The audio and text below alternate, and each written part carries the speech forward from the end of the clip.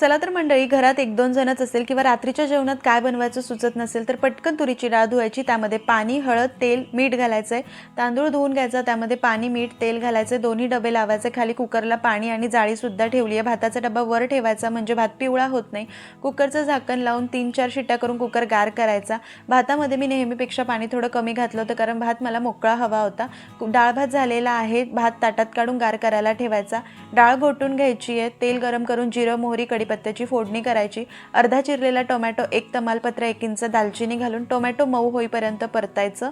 छान परतून झालं की लाल तिखट घालून एकजीव करायचं आहे. घोटलेली डाळ, गरजेनुसार पाणी, चवीनुसार मीठ आणि कोथिंबीर घालून 5-6 मिनिटं डाळ उकळून घ्यायची.